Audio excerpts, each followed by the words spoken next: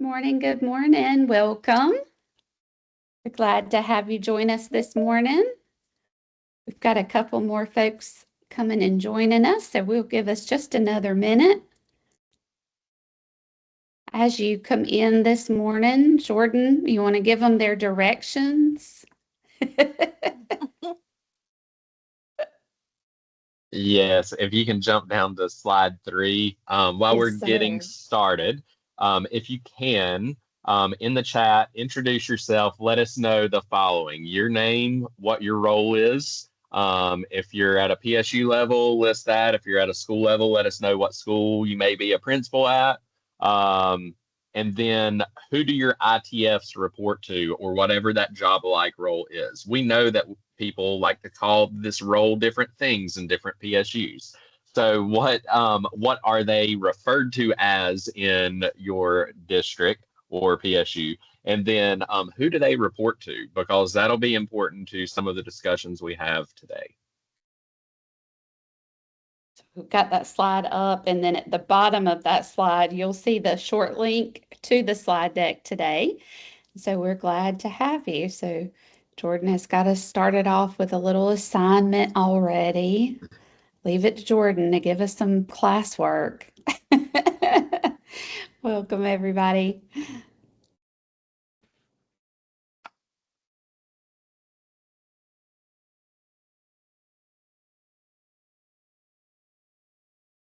Everybody a minute to get their classwork done. Jordan, are you grading these?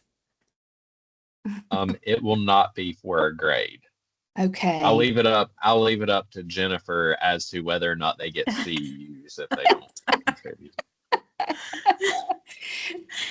I'm putting that over there in the chats too. Yeah, I was gonna say, if you would like to get credit in NCEES for attending today, I think it's a 0.1 credit. Just follow that link that is over in the chat, and it'll take you right there where you can register for the course, and you'll get your certificate at the end after we've checked roll. Man, we really are making this sound like a class. We're checking roll. We're giving everybody classwork. Or is this their welcome to class assignment, right? Right. Well, you can choose whether you want it. We got principals here today, and principals are always looking for leadership roles that they can get CEUs for. So that's right. Try and make that easy. All right, and then over in the chat, Heather and Jennifer, it looks like we were expecting, we have a variety. We have some where their ITFs, they're saying they're reporting that their ITFs report to a supervisor at the county office, but they also get evaluated by the school level administrator. Some report directly and are evaluated by someone at their county office or PSU level. Some are just evaluated directly at the school level. So a wide variety is popping up. I do see it looks like we have a lot of Cabarrus County schools packing out the meeting today. So thank y'all for attending. Fantastic. Love we get some little shout outs in the chat. All right, well, I'm going to go back a couple of slides, I think, if my computer's going to let me. Let's see. Oh, it only wants to go forward. Okay, there we go. So welcome to our webinar on evaluating digital learning leadership. This is a webinar designed for administrators that are supervising ITFs or whatever else that you call them within your school and or district, but that are evaluated on that instructional technology facilitator rubric. Sorry, I'm going to get my words out.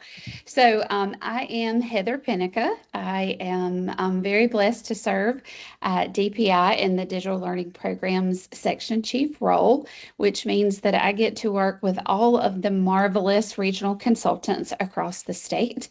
And joining us on the call today is one of those, Jordan Caldwell. So I'm going to turn it over to him and let him introduce himself for a minute. Hi, my name's Jordan Caldwell. I'm the Northwest Digital Learning Consultant.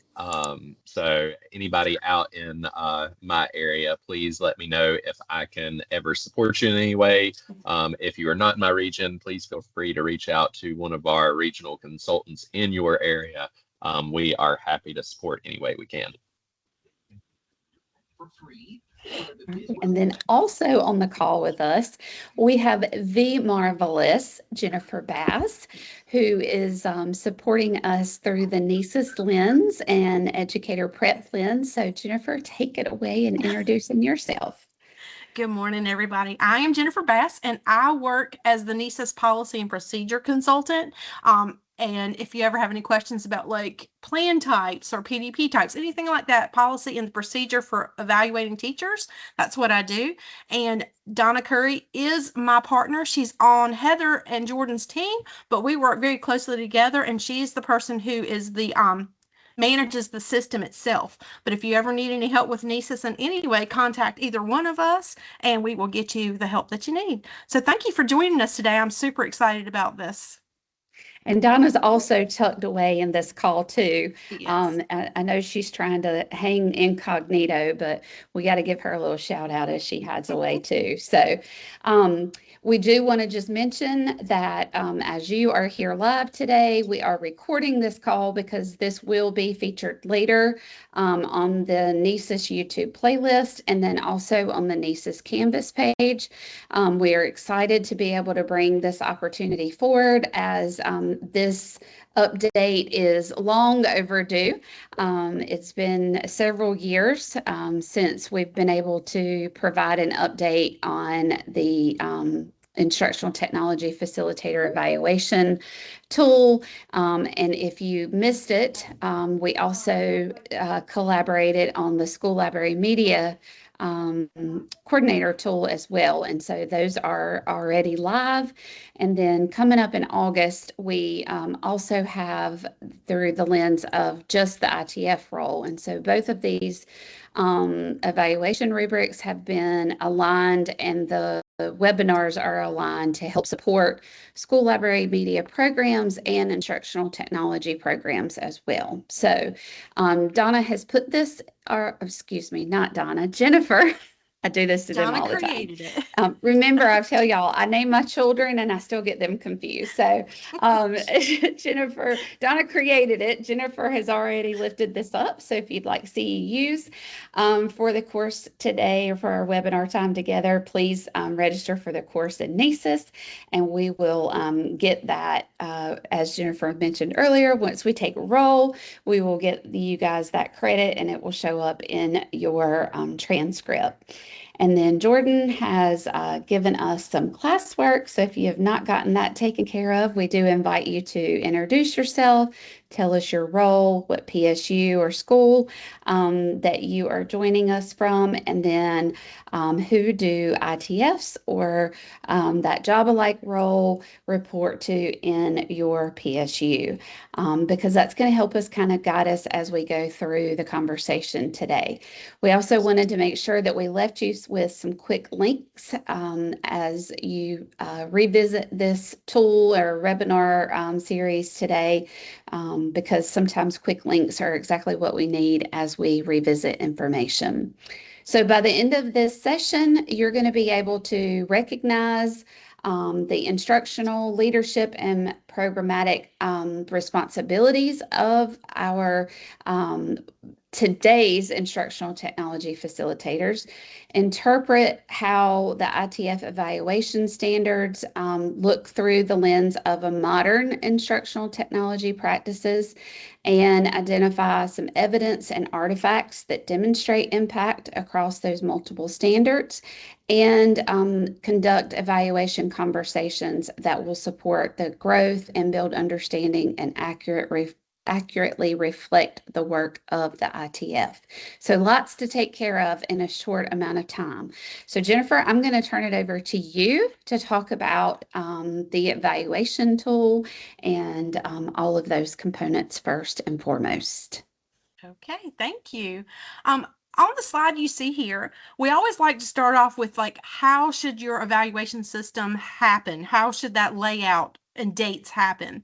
As you can see on the left, just this is a year at a glance, just so that you can have a guideline as to when those observations should be happening to ensure that they are spread out throughout the year, because our system was totally designed to be able to give go in and observe and give that feedback throughout the year to allow teachers the opportunity and educators the opportunity to grow throughout the year. So on that left side, that's just a graph that we have designed that kind of shows you when those observations could happen to be spaced out. And I also always like to tell you that I get questions all the time. Can you give us the dates as to when things should happen? DPI only gives 2 specific dates throughout the year. And those dates are the dates that plans can be targeted, which means they're ready in the system and they can be assigned to your staff, your educators. And that I think just happened yesterday. Donna got that already. So those can be targeted now. You can assign plans. The second date that we give you is the date that we archive. That's the day when everything shuts down. We archive everything, and that usually happens in June. And after it's archived, we cannot touch it. We cannot open them back up or make any changes. So all other dates, like the days your orientation happens, your observation dates, your peer observations, any of those things are dependent on your PSU calendar. So the next slide.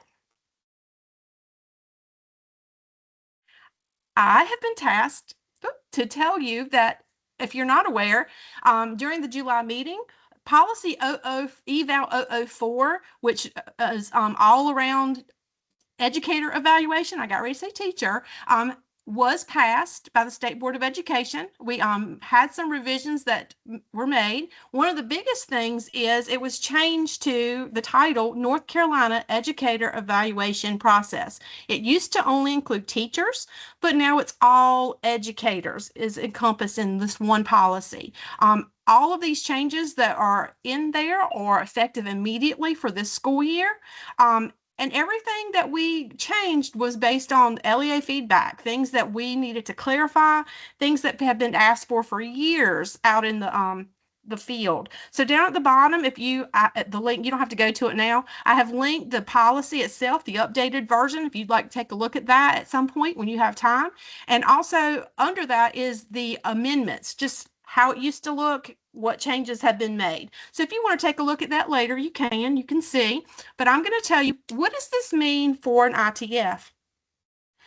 The main changes that's going to happen for the ITF role is if they have been employed for more than 3 consecutive years in the local school board or the local school district, they will now be eligible, just like teachers were, to be assigned an abbreviated evaluation plan. That is the hugest difference.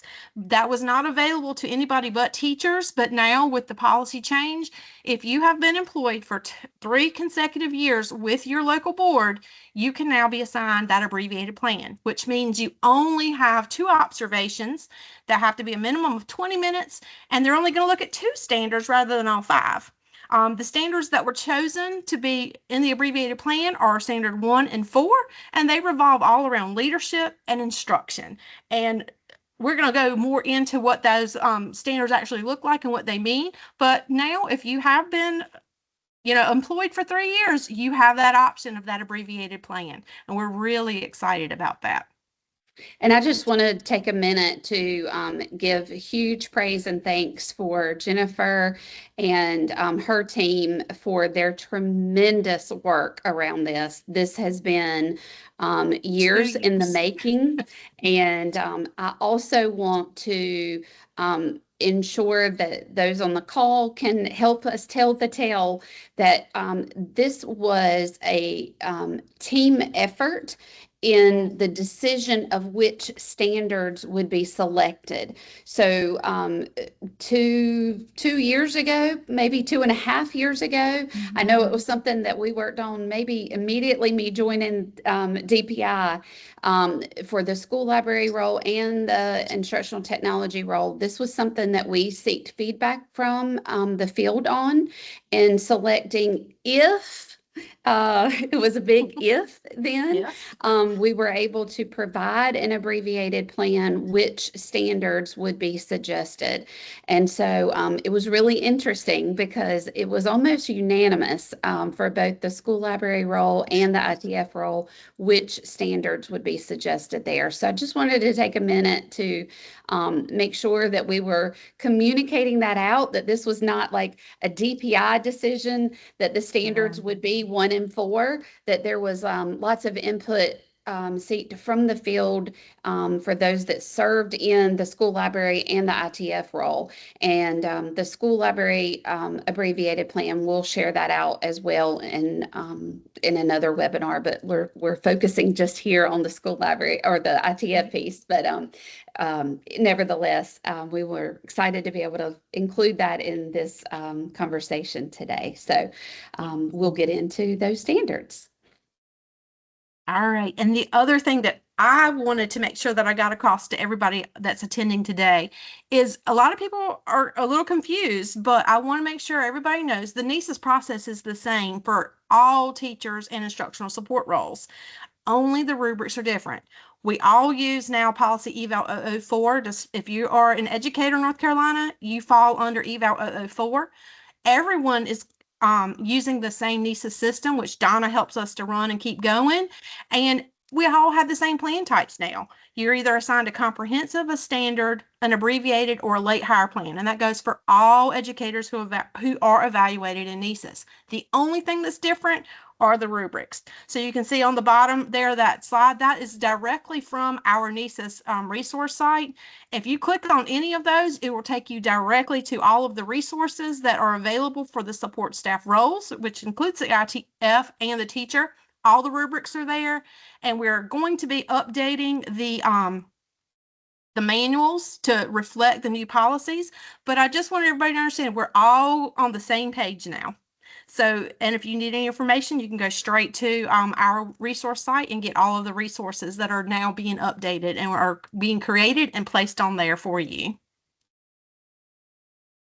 All right. So this might be my favorite part because I love a good myth bust session.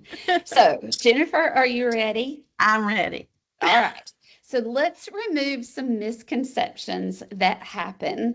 And several of you on this call may already know the answer to these, but we've got to do this part so that you can say, oh, I heard it here. I know for sure. I know. Because people think that just because we wear our little fancy gold badges that we give you the permission to do some things. So today we're going to do it. Y'all ready? All right. So have you heard little myth bust from facts versus myths?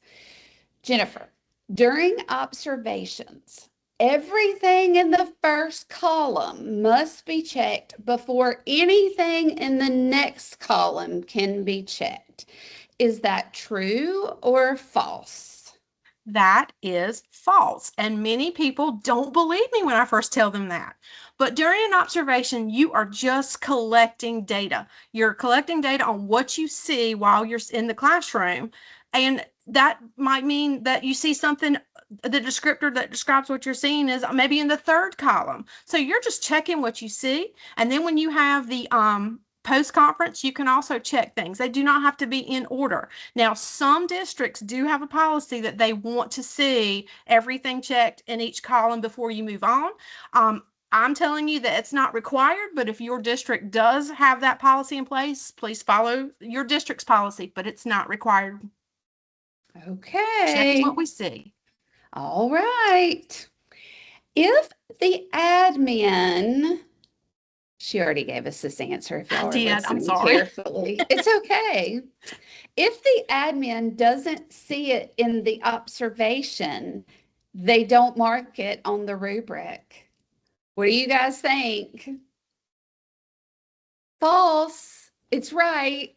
This is false. Okay. Yeah, because I'm checking what I see, but I'm also checking what I know, because everything that goes into your observation and what is checked on the rubric are things that I might see outside of that 45-minute formal observation. I'm collecting data on them all the time, whether I'm seeing it, like in PLCs, if I'm seeing them delivering their kids from one place to another, I'm watching all that classroom management and how they interact with kids, how they interact with parents, and how they're leaders in their school. So I'm checking anything that I know is part of their practice on their observation. And they can also bring evidences and artifacts to post conferences, and I can make some marks on the rubric based on that also. Yeah. I know when I was a chief technology officer, that was all the time. I mean, like that was our observation all the time. It was just as much checking off the boxes when we were having our post conference as it was when I was doing an observation. So we're going to get into that too. Y'all just hold tight. Y'all saw my air quotes, observation. All right.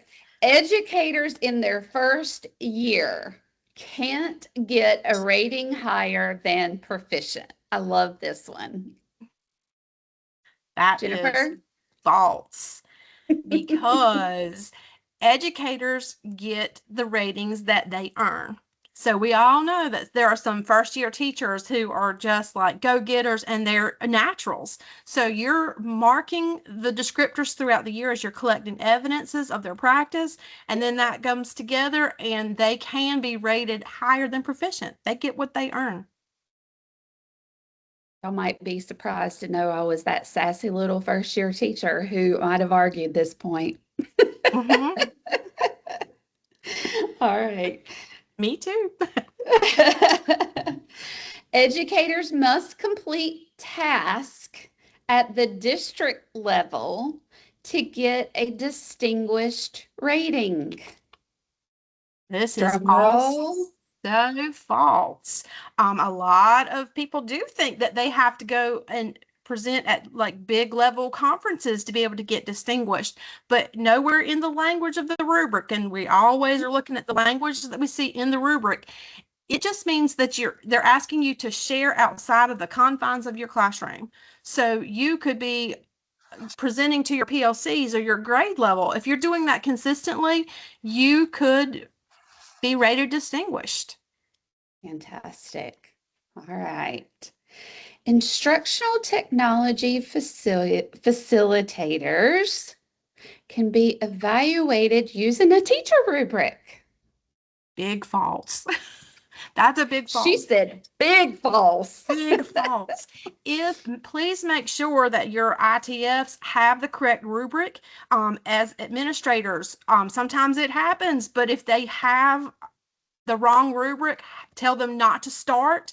Tell them to, this is Adana, tell them not to start, let you know. Go in and change their rubric. It does take an overnight process, but when they start it up, that should be the right one. Just tell them to make sure and don't start it if it's not an ITF rubric. Yeah, you see our little calendar here. This is our from day one. We have to make sure that an ITF is assigned the ITF rubric, not a teacher one. And if they are assigned the teacher rubric, they need to not start it. They do not, even the self-evaluation, they need to make sure that if they are an instructional technology facilitator, that they complete all of the evaluation process as an instructional technology facilitator, not as a teacher. And because if so, it can be fixed. But from day one, it is much easier to reset and restart it all. It does take about 24 hours for all of that to kick back in, but it is important for them to make sure that from day one, as we've got here on our little calendar, that we make sure they're on the right rubric. Yes, all right. Because the standards are different and they need to be evaluated with their standards. Yes. Okay. All right. School-based instructional technology facilitators can only be evaluated and observed by the principal. This is also false, because as we were collecting that information as to how your ITFs are structured within your district, if the school-based ITFs may be observed by the principal, but there also may be someone at a central office level or district level that can also come in and do those observations. Anyone who is observing them or is coming in to watch or help them or supervises them can be assigned in the system to that plan to be one of their observers. And I think this question also goes, we could ask it in reverse, right? District-based instructional facilitators can only be evaluated and observed by the technology officer, right? Or the district level administrator. That is also false, because you think about your, I know when I had instructional technology facilitators under my role, they worked a lot with the principals, as they should, right?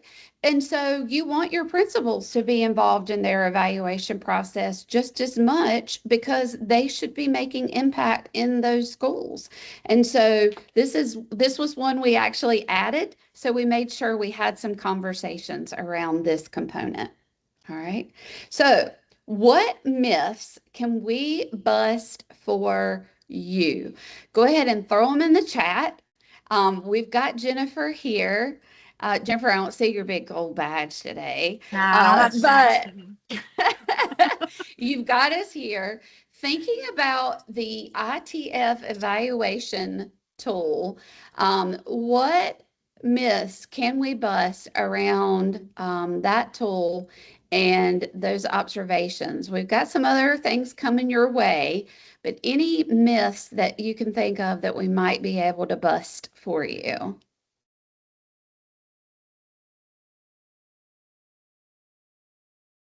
Anything? If you don't have any today and think of some later, you are more than welcome to ask us. Yes, reach out.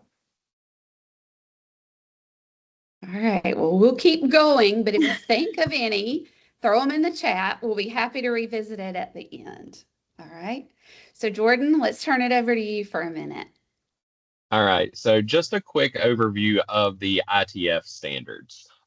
Again, we kind of mentioned earlier that in some PSUs, individuals in an ITF role may be split across other roles or shared roles. So these are the ITF standards that we'll be looking at right here.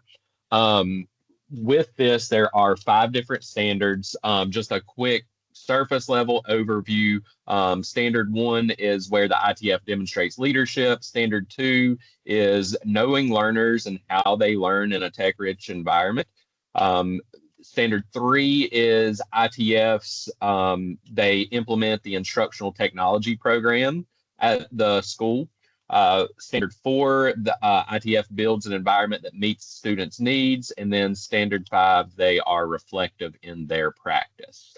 On the next slides, we'll go a little bit deeper into each standard and look at the different elements underneath the overarching standard. So the leadership standard, the elements for this are A, demonstrating 21st century leadership in the school. B, lead an instructional technology program that supports 21st century teaching and learning. C, advocating for effective instructional technology programs. D, promoting and facilitate effective collaboration among educators within and beyond the school setting. And then E, demonstrate high ethical standards. With this is your ITFs being leaders in your building and outside of the building.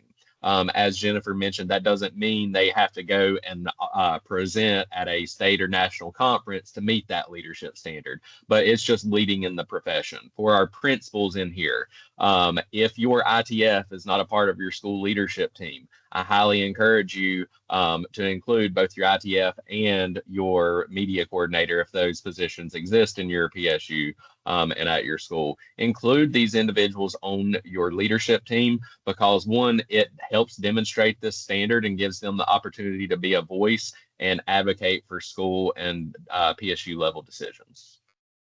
All right, next up, standard 2 is all about access. ITFs, A, they use effective pedagogy to infuse the curriculum with 21st century content and tools. B, they know the content appropriate to their teaching specialty. and C, model, share, and promote effective principles and of teaching and learning. So not just knowing these tools and these digital tools and how they operate, but how can they be effectively utilized through their own practice, and how can they support teachers in this to effectively use tools to make a difference in learning and achieve those learning outcomes. This is especially important right now as we hear the attacks, and I don't know if attacks is the right word, but that's the one I just threw out there. Narratives. The narratives, there you go, thanks Jordan, around technology use and screen use in the classrooms. This is an especially important role for our instructional technology facilitators, and they are ones that can definitely support that in your schools and PSUs, and knowing how to appropriately use technology. And selfish plug for our part of the agency, digital learning and school connectivity that Heather and I are a part of. We just released screen time, or appropriate screen guidance, screen use guidance, not screen time, because that is quantitative, and we are looking at the more intentional, purposeful, impactful use of screen usage. So if you're interested in that, we can share that resource with you as well. Reach out to your regional consultant. All right, next up is Standard 3. That's implementing the instructional technology program at the school and PSU level. So the element here is serve as a specialist, fostering the effective use of digital tools and resources for constructing and sharing knowledge using inquiry-based instruction. So it's really facilitating the program, helping ensure that there are procedures in place to help end users, whether it be teachers or students, get support. All right, next up, we've got Standard 4. This is building an environment that meets the needs of students. So the elements here are going to be establish a participatory learning environment that facilitates collaboration among all members of the learning community and honors diversity. And then B, seamlessly integrate content area curricula with 21st century content, effective pedagogical practices, universal design principles, and appropriate technology applications for all learners. That environment that they are creating can be in two forms. That can be the physical learning environment that's conducive to this style and type of learning, but it's also the digital environment, that digital ecosystem, to make sure that everything is accessible and meets the needs of our learners, so that they're just reducing barriers there. And then going on to the last standard, Standard 5, reflection. The ITFs here, they reflect on their own practice. So analyze student learning and really look at data and use it to inform decisions around the digital and technology program at the school and PSU level. B, link professional growth to their professional goals. And then C, function effectively in a complex, dynamic environment. It's all about being versatile. We know how fast and rapid technology changes. So staying on top of those current trends, finding opportunities to continue their learning, to try and stay not ahead, will never be ahead of the tech curve, but stay on pace with the advancements in technology, and pick out specific learning opportunities for themselves to make sure that they are growing at that adequate pace in order to stay relevant in their practice. One very, very valuable resource. We know that most principals, you may go in just 4 times a year for those evaluations, and that's the only time you ever glance at the ITF rubric when you're going in and doing their evaluation. Most principals are more familiar with the teacher evaluation system and the actual classroom teacher evaluation instrument, and maybe not as familiar with these other jobs or roles that they may be filling out for one person during a year instead of the majority of their staff. So we have linked out here. I'm not sure if you want to pull that up, Heather, so that they can see the site and how it operates. But there are little accordion windows that you can click on and pop up for each standard. And this just gives a overall snapshot of the teacher evaluation instrument and where these other jobs and roles align to certain elements within the teacher observation system under each standard. So you can see, and this is a really good resource. So we know that across the field, there has been a lot of rebranding of the library media role and in some and ITF role. So in some PSUs that role has kind of been combined. So if you are in a school or a PSU that has combined those two roles, and you call them digital learning facilitators or digital coaches, where they have both tech and media responsibilities, this is a great snapshot for you and your teachers, your staff in that role, where they can actually see how those two separate roles overlap, and there's a lot of overlap between those two roles. So this is super useful when you go to have those conversations in those split role situations that we have seen across the field. Yeah, this was a comparison chart that I had not seen until Jennifer and I started working more closely together, and it is the bomb diggity. You heard it here. And it's on the resource site, so. That's it. All right. Oh, I already clicked it, but we already knew this because Jennifer had already given us this. And so we like to quote Jennifer. And so we talked about this one earlier. Thank you, Jordan, for an awesome overview of each of the standards and the elements for the ITF role. And so we want to now dive into talking about the observation a little bit more. And we want to revisit what Jennifer has shared with us and our myth bust part. And that was that if an admin doesn't see it in the observation, that they don't mark it on the rubric. And so we know that we are allowed as an observer to mark something, even if we don't see it during that 45-minute quote unquote observation. And so as we started working with Jennifer to plan out these series with the school library media and the ITF, one of the things that Jennifer said was, go Jennifer. It should look different for them, and it's okay for it to look different. Yes.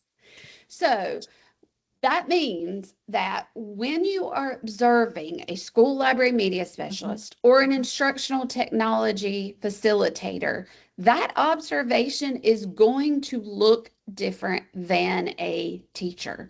Yes, both of those roles have responsibility for teaching, right? And for guiding teachers. It is part of the rubric, but not every time do you have to sit and watch them teach a lesson. So what else can be an observation? You might go and see either one of those roles, do a coaching cycle with a teacher. You might watch them conduct a digital literacy event, a family tech night.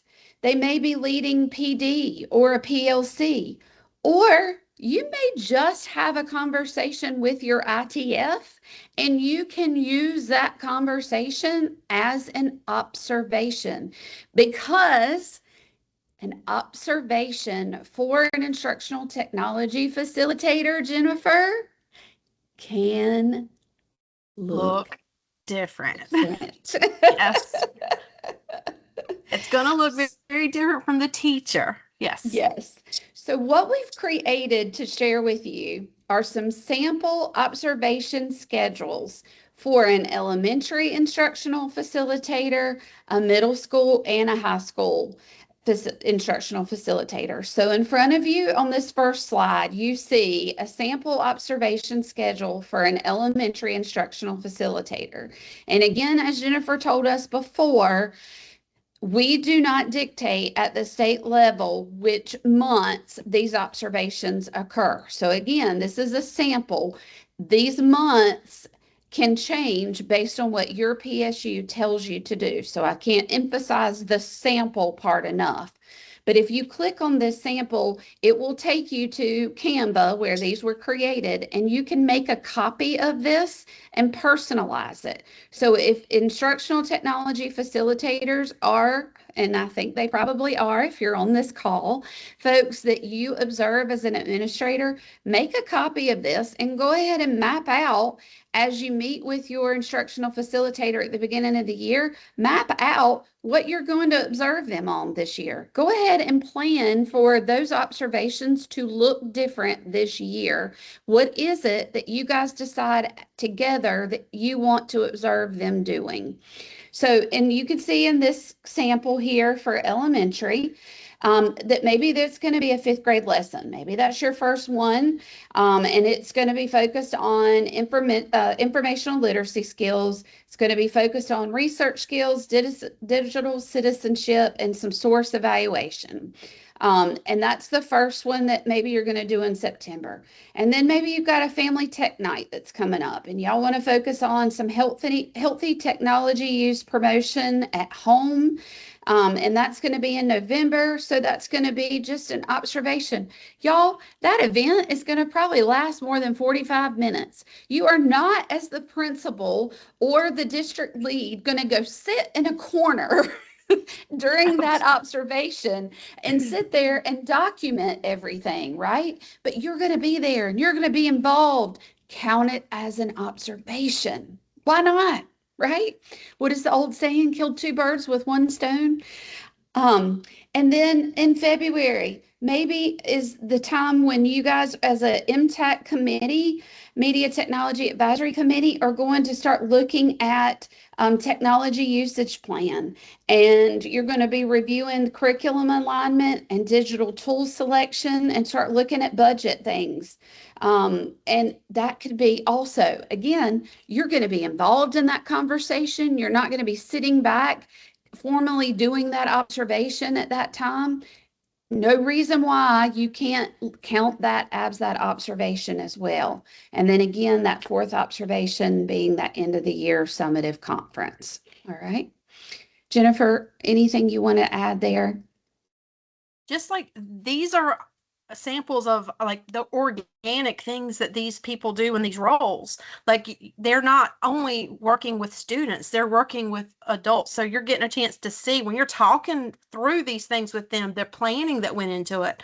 Why did you make those decisions? Yes. And you're getting to see them, those leadership skills. You're getting to see that reflection, what worked last year and how I changed this year. So there's a way to work all of this in, and you have really organic, good observations of your ITF in the role that they play within a school. Yeah. So we also are leaving you with the same sample ideas for middle school and high school there, because of course we know that those roles will look different for middle school and high school. And for the sake of time, I'm not going to read through those, but we want to leave you there. So you don't have to observe it to look for it. We just want to emphasize that again.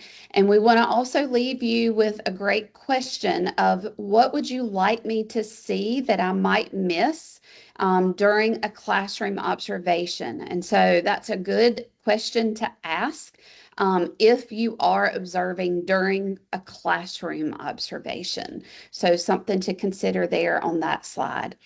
The next few slides you're going to see are additional information that we thought you would find very beneficial as you're observing in this role. And it is by each standard, you're going to see artifacts and evidences.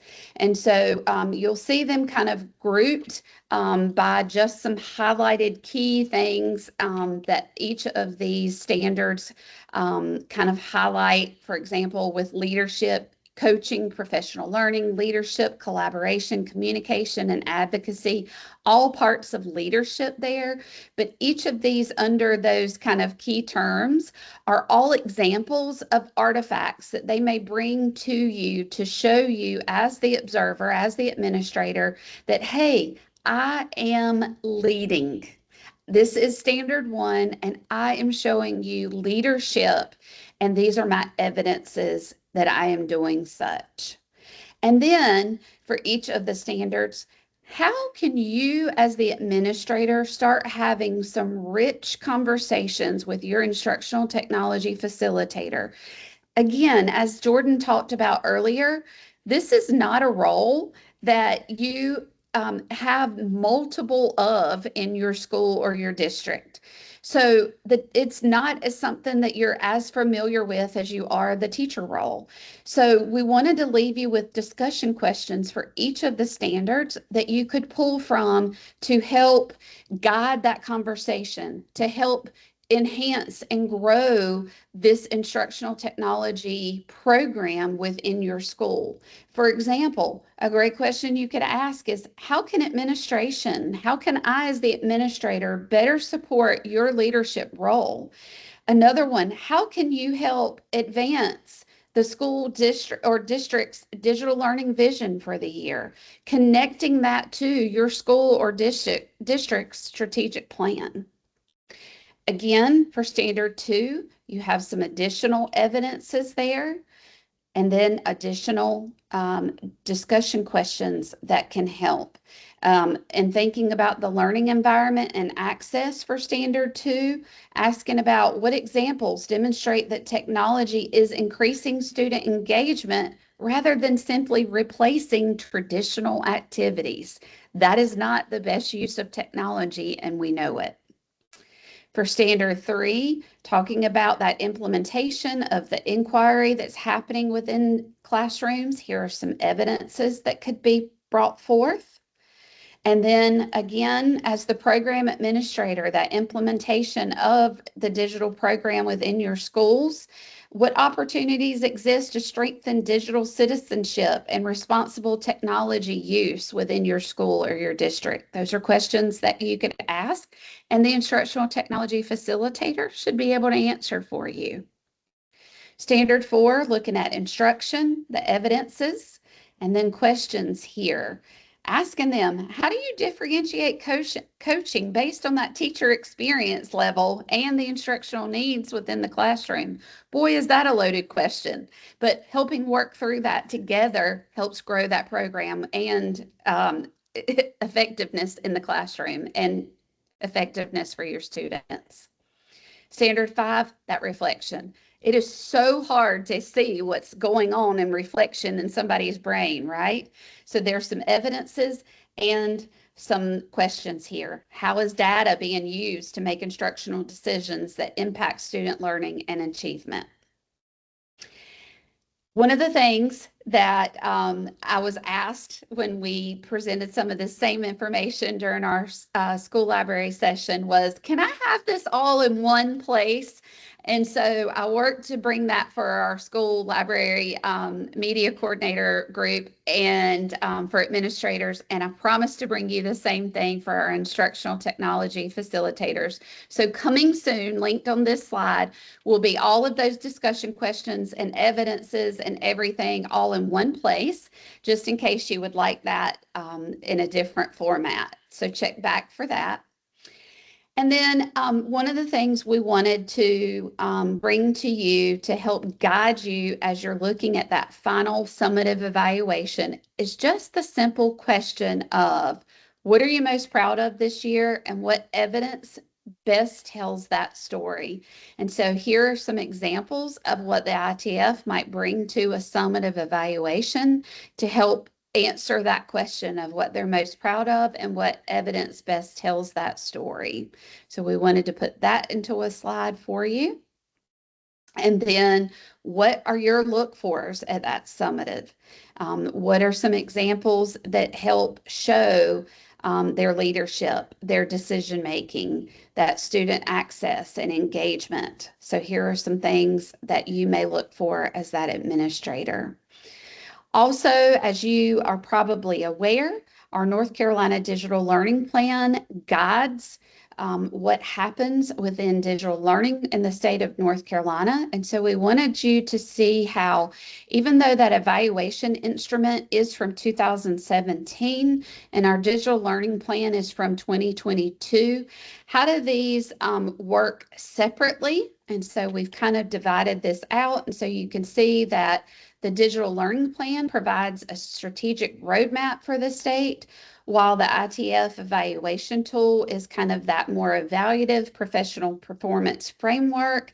And that while the digital learning plan is not evaluative and the ITF evaluation tool is evaluative, the digital learning plan kind of establishes the priorities, and the evaluation tool kind of measures those implementation of those priorities.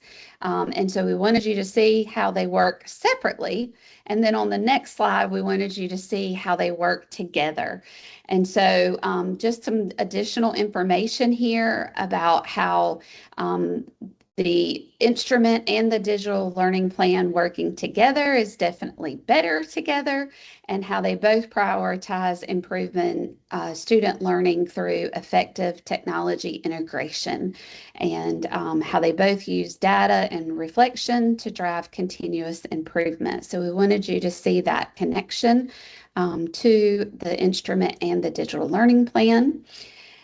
And one of the things that I wanted to make sure I emphasize before I go to that next and final couple slides here is that the student learning experience remains at the center of everything we do, whether technology is involved or not. So that's a major emphasis there. So that concludes the information that we wanted to highlight for you. But we wanted to also make sure that you had opportunities to continue to learn more. We do have NC Bold starting next Tuesday. I don't know if anybody else is feeling that yikes in their core like I am, but Jennifer and Donna and Jordan and I will be involved in that next week. We're heading west. There will be some NCEES sessions at NC Bold. So if you are an administrator on the call who wants to know more about NCEES, there are going to be 3 sessions there offered, and they are highlighted on this slide. And then, as I mentioned at the beginning, we will have a webinar on August 5th, guided to help ITFs own their evaluation. And so we'll have some strategies for ITFs that will be very similar to the information we've highlighted here for administrators, so that we can all begin to talk similar talk together to enhance those strategies and programs within our schools and districts. And then Heather forgot yes, to sir. mention that if you join us at NC Bold, we will provide you lunch that day. Yes. So unlike a webinar where we can't feed you over webinar, we can provide you lunch if you join us at NC Bold. Absolutely. I love it, Jordan. That's always a plug, right? If you feed them, they will come. And then also Jennifer and Donna have been working with other departments. Yes, Aaron, he knows the important things. That in addition to our team working with Jennifer, she has also been working diligently with social workers and school psychologists and counselors to bring some similar sessions to highlight the important work of those areas as well. So more opportunities to learn there.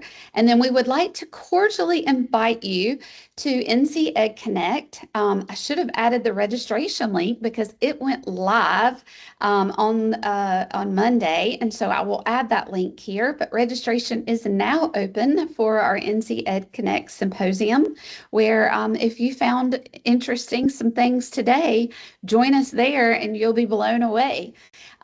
So we invite you to join us there in Greensboro.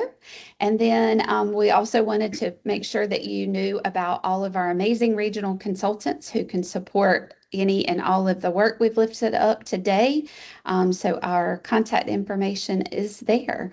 So we are thrilled that you joined us today. We'll be glad to stop the recording here in just a minute and hang back for any particular questions you have regarding the information we've shared. And as Jennifer and Jordan and I lifted up at the beginning, please reach out to us if we can support you in any way regarding anything digital learning, school library, NCEES, etc. So thank you for your attendance.